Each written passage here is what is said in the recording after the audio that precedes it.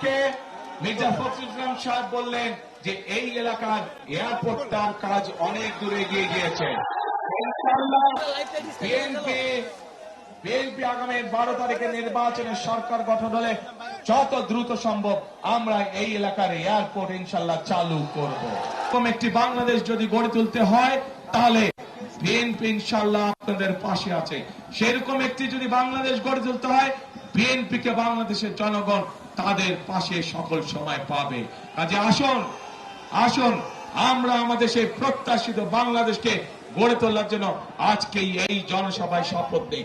এই জনসভা হোক এই শপথের জনসভা, যেই জনসভায় আমরা শপথ নিব আমরা আগামী দিনে একটি নিরাপদ বাংলাদেশ গড়ে তুলব, যেই বাংলাদেশের সকল ধর্ম মতের মানুষ একসাথে কাজ করবে, একসাথে দেশকে আমরা গড়ে তুলব।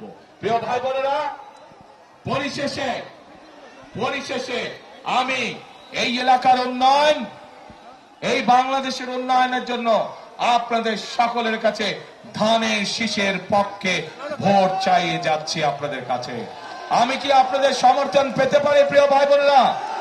ইনশাআল্লাহ। এবং এই যে আমার সাথে যেই মানুষগুলো দাঁড়িয়ে আছেন আপনাদের এলাকার সন্তান, এই মানুষগুলোর হাতে আমরা দলের পক্ষ থেকে ধানের শীষকে তুলে দিয়েছি। এই প্রত্যেকটি মানুষকে আপনারা 12 তারিখ পর্যন্ত দেখে রাখবেন।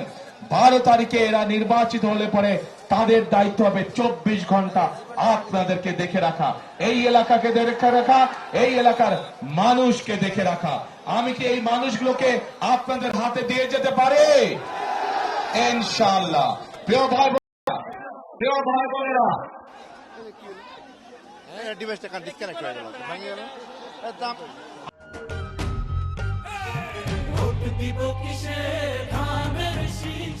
আমাকে মির্জা ফখরুল ইসলাম সাহেব বললেন যে এই এলাকার এয়ারপোর্টটার কাজ অনেক দূরে এগিয়ে গিয়েছে।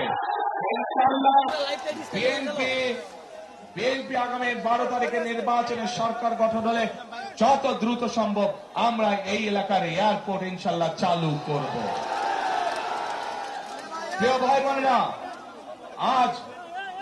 আজ এই জনসভায় লক্ষ মানুষের জনসভায় আজ আমি পরিশেষে আপনাদের সকলের সমর্থন ধানের শীষের পক্ষে চেয়ে আমার বক্তব্য শেষ করছি।